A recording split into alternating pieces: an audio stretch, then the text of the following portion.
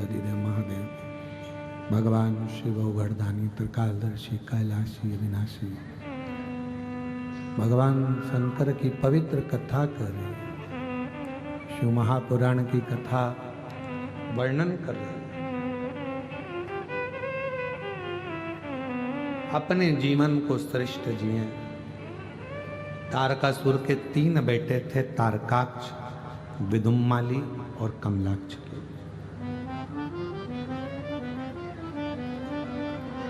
ये तीनों जो बेटे हैं, तारकाक्ष, विदुम्माली और कमलाक्ष की, ये तीनों,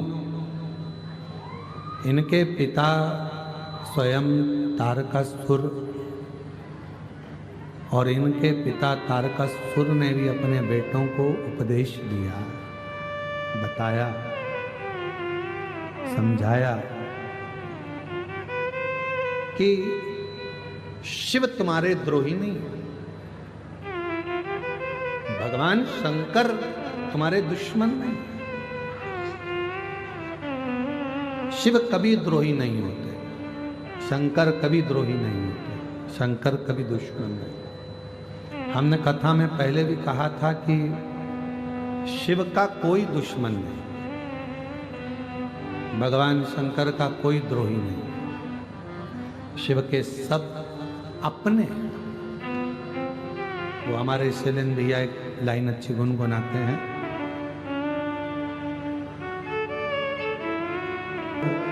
शंकर भगवान के पास में सब है, पर शिव के सामने कोई प्रकट नहीं होता।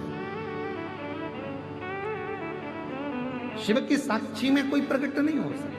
भगवान चाहे भूत हो, प्रेत हो, पशु हो, पक्षी हो, जानवर हो, जीव हो, जलचर हो, थलचर हो, वायुचर हो, सबको अपना बनाता, कोई दुश्मन नहीं है शिव।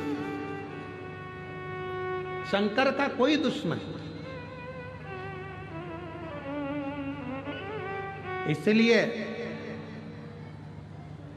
लोगों के शरीर आदिकादिक में कहीं देवी देवता आवे, अपनी बात है दूसरी है, पर शंकर की कथा में कोई देवी देवता नहीं आता। शिव की कथा में, क्योंकि शिव शिव है, अड़भंगा है, ओघड़ रानी है शिव। भगवान शिव भूतों के भी देव हैं, और जब स्वयं देवता बैठे हों तो फिर कोई आने का काम ही नहीं है। जब स्वयं शिव विराजमान हो तो वहां क्या आएंगे। शंकर शंकर, मेरे शंकर भगवान का कोई दुश्मन नहीं है, मेरे शिव का सब प्रेम, सब।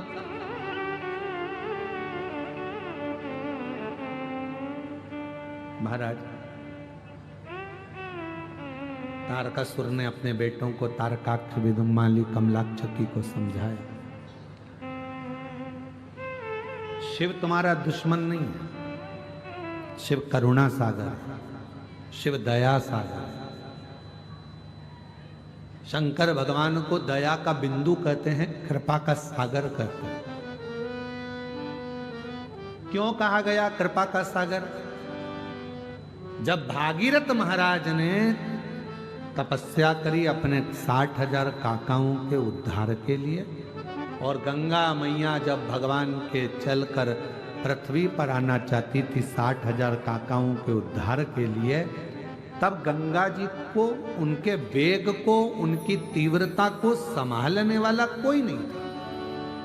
गंगा मैया ने कह दिया कि भागीरथ जी मैं हाथ हो जाऊंगी और पहुंच भी जाऊंगी, मना नहीं है, पर मुझे संभालेगा कौन?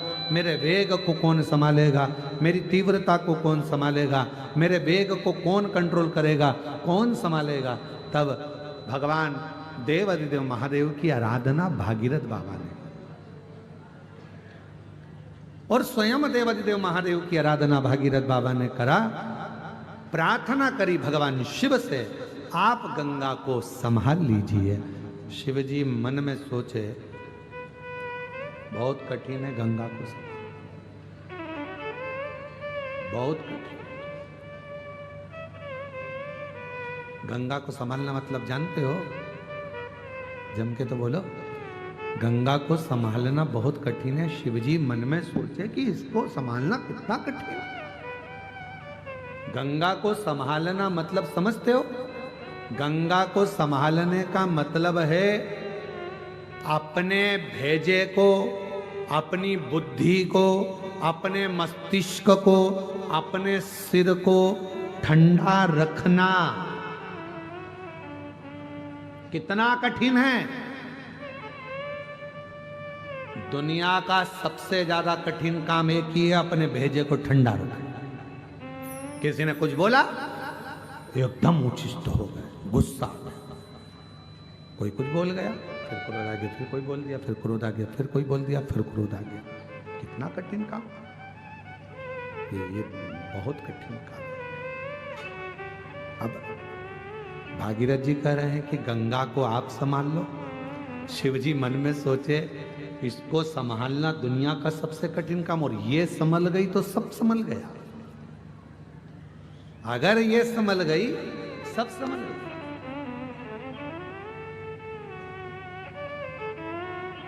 जिसकी दृष्टि में कोई कुछ बोले, आग लगे बस्ती में अपन रहो मस्ती में। कोई ने कुछ बोल दिया और अगर आप के चेहरे पर प्रसन्नता है ना, समझ लेना कि दुनिया के सबसे बड़े साधु और तपस्वी तुम ही हो, जो किसी बात का तुम्हें फर्क ही नहीं पड़ता।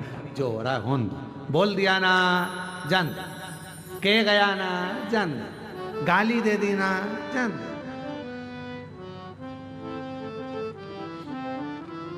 एक पति पत्नी साइकिल से जा रहे थे और साइकिल में बैठकर जा रहे, और दोनों शंभू साइकिल से बैठकर जा रहे थे, और जाते जाते इतने में साइकिल एक गाड़ी वाले से भड़ी गई। पीछे से गाड़ी वाला आया और साइकिल को बढ़ता, और पत्नी पीछे बैठी हुई थी साइकिल, और दोनों जनी जा रहे थे और पीछे से गाड़ी वाला ठुक गया। दोनों गिर गए, दोनों गिर गए। अब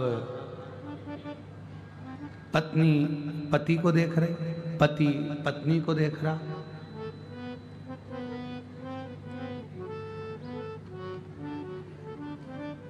पत्नी को गुस्सा आ गया बहुत तेज। खड़े देख रहे हो, एक शब्द भी उस गाड़ी वाले को नहीं बोल रहे हो। उसने अपने को गिरा दिया, ठोक दिया, कम से कम चिल्लाना तो चाहिए ना। पति बोला नमः शिवाय, नमः शिवाय, नमः शिवाय। बस पूरी जिंदगी यही करते रहे, नमः शिवाय, नमः शिवाय। अरे वो ठोक के चले गया, अपन नीचे गिर गया। बोलो ना उसको, गाड़ी वाले को कुछ तो बोलो। मैं जाऊं क्या बोलने? और पत्नी जूड़ा कस के, और जब भी माताएं लड़ती हैं आपस में तो जूड़ा जरूर कसती हैं, क्योंकि फुल एनर्जी इसी से मिलती है, फुल एनर्जी।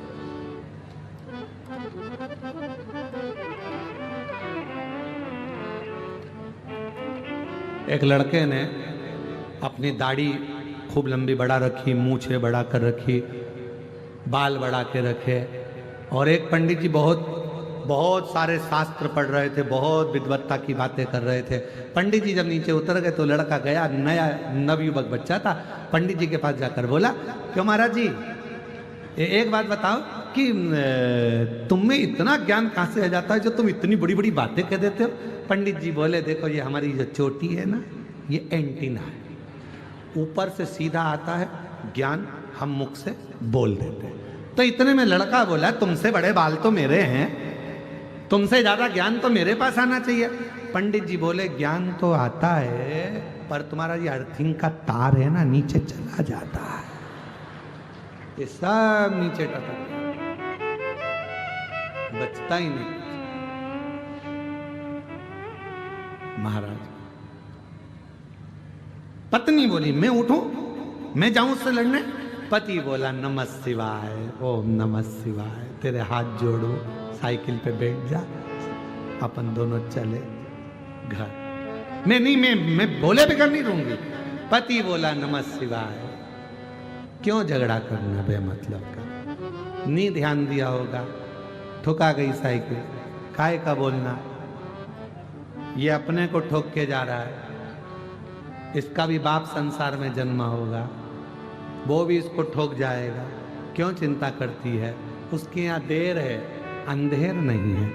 अपन बोलेंगे तो अपन ने जवाब दिया, अपने जवाब देने की जरूरत नहीं पड़े, जवाब महाकाल राजा दे, इंतजार कर। चल आगे चल। दोनों साइकिल से जा रहे तो गाड़ी वाला अपनी गाड़ी निकाल कर तेज भुड़ भुड़ भुड़ भुड़ भुड़ चला। अब ये दोनों धीरा धीरा, साइकिल तो साइकिल के लेवल से चलेगी, धीरे धीरे चल रहे थे। आगे जाके एक मोड़ आया, उत्ते गाड़ी छोड़ आया, और मोड़ जैसे ही आया, आने पे वो गाड़ी खाई में गिर गई। पड़ा हुआ था, शरीर हांपड़ी भर रहा था, कुछ भी नहीं बचा था। ये साइकिल से पहुंचे, भीड़ लगी हुई थी। क्या हुआ? कोई गाड़ी नीचे गिर गई है। जो देखा गाड़ी वही थी। पति ने पत्नी से कहा, देख तू जवाब देती तो उसको बुरा लगता, उसने जवाब दे दिया, पूरा हिसाब वो पूर्ण करता है, अपने को नहीं। अपने को जवाब दे, जवाब दे वो।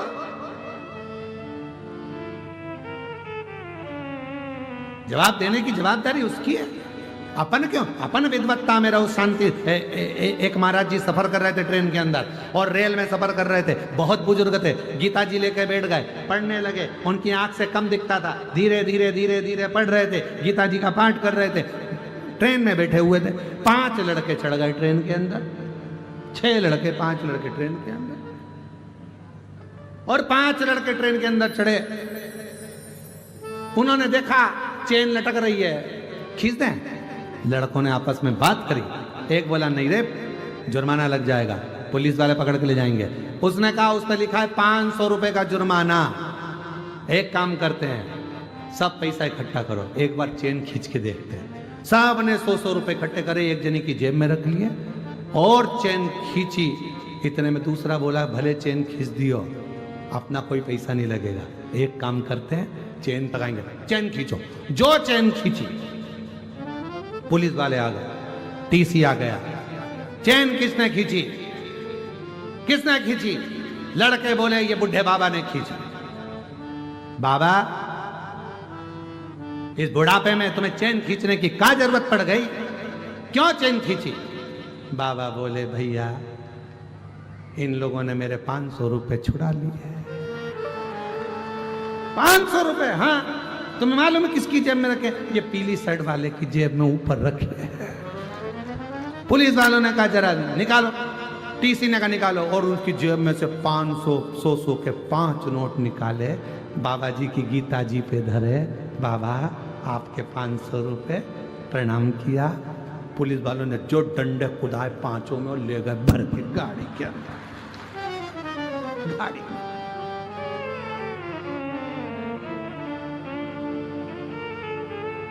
ये समझ रहे थे बाबा है, और बाबा बाबा नहीं है। समझ, गीता ज्ञान देती है। विद्वत्ता होना चाहिए, ज्ञान होना चाहिए। जिस गीता का हम अध्ययन कर रहे हैं, जिस पुराणों को हम सुन रहे हैं, उसका ज्ञान हमारे अंदर हो। कोई विद्रोही नहीं, कोई विद्रोही नहीं, कोई द्रोही नहीं। तारकासुर ने कह दिया था अपने बेटों को, बचकर भगवान का कोई द्रोही नहीं। आप एक एक असुर को उठाकर देखिए, एक एक असुर को, एक एक उठा, कोई दुश्मन दिखेगा? भस्मासुर, क्या वर था उसको? जिस पे हाथ रखे, बोलो बोलो जम के, वो ही भस्म। कौन? कितना बड़ा शिव का उपासक था भस्मासुर। शिव का परम भक्त था भस्मासुर, परम भक्त। पत्नी के साथ रहता था, धर्म।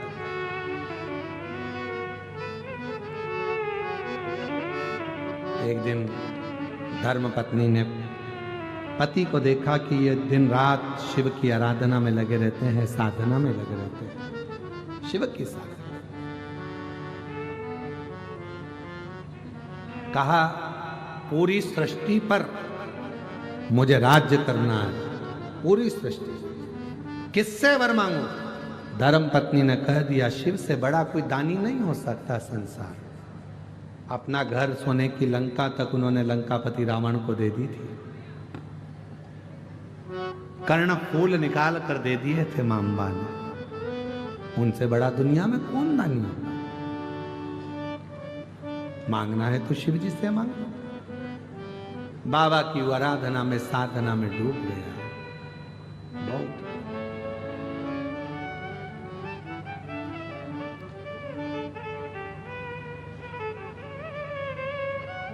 पत्नी ने देखा कि मेरा पति सेवा में लगा है, कोई सा एक नियम जिंदगी में धारण कर लूं जिससे शिव मेरे हो जाए। भस्मासुर ने नियम बनाया, रोज चिता भस्म लाता था, शिव जी को चढ़ाता था। चिता भस्म लाकर शंकर भगवान को चढ़ाता, शिव जी को रोज चढ़ाता, रोज चढ़ाता, रोज चढ़ाता, रोज चढ़ाता। एक बार भस्मासुर पूरी दुनिया में घूम आया अपने क्षेत्र में, पर कोई भस्म नहीं मिली, कोई मुर्दा ही नहीं मिला, मारा ही नहीं। अब भस्म कहां से लाए? चिता भस्म नहीं मिली, भोजन छोड़ दिया, दूसरा दिन हो गया, चिता भस्म नहीं मिली, शिव जी को कैसे चढ़ा? आज भस्मासुर ने सोच लिया मेरे भोले बाबा को भस्म नहीं चढ़ रही है। पत्नी से कहा एक काम कर, लकड़ी जमाते हैं। लकड़ी जमाई, पति उस पर बैठ गया। धर्म पत्नी को आग दे दी, इसको जला देना, मैं जल जाऊंगा। भस्म शिव जी को चढ़ा देना, क्योंकि उनको भस्म चढ़ाए बिना काम नहीं चलेगा। भस्म चढ़ा। पत्नी ने कहा तुम क्यों जलते हो? मुझे जलाओ, मेरी भस्म शिव को चढ़ाओ। खुद की भस्म देने लगा। आग लगने ही वाली थी। शिव जी प्रसन्न। मांग, क्या चाहिए? बाबा बस एक इच्छा है, आप पर रोज भस्म चढ़ाऊं, प्रतिदिन। ठीक है, चढ़ाओ, पर बाबा दूसरे की कंपनी का माल कब तक लाऊंगा? आत्मनिर्भर भारत है, अपनी कंपनी खुद चलाऊंगा। रोज की भस्म मैं खुद तैयार करूं, मेरा प्रोडक्ट खुद बने और आप पर चढ़ाऊं, ऐसी कृपा करो। दूसरे की फैक्ट्री का माल नहीं लाऊंगा। आप मुझे ऐसा वर दे दो जिस पे हाथ रखूं वही भस्म हो जाए, अपनी खुद की कंपनी चालू हो जाए, भस्म तुम पे चढ़ जाए। खुद की कंपनी चालू करें, खुद का प्रोडक्ट, खुद की फैक्ट्री। वर दीजिए भोले बाबा, जिस पर हाथ रखूं वो भस्म, राख उठाऊंगा, रोज चढ़ाऊंगा। नहीं नहीं, भस्म रोज आएगी। शिव जी ने कहा ऐसा वर नहीं दे सकता, पर वो जिद पर अड़ गया। शिव जी ने कहा ठीक है, तथास्तु, जिस पे हाथ रखेगा वही भस्म। तुमने मुझे राह दिखाई, शिव जी मिल गए, वर मिल गया। आज सबसे पहले तुम्हारे गले लगना चाहता हूं। पत्नी को बीपी बढ़ गया, ये मुझे छुएगा, चल के भस्म हो जाऊंगा। पति पत्नी को इधर बुलाए, पत्नी उधर भागे। पत्नी ने मन में सोचा बड़ी आफत हो गई है, तो खुद की फैक्ट्री चालू करी, पर अपना माल अपने परिवार वालों को दिए जा रहा है, करा क्या जाए? पत्नी ने कहा देखो, मैं शिव जी के वचन पर विश्वास नहीं कर सकती।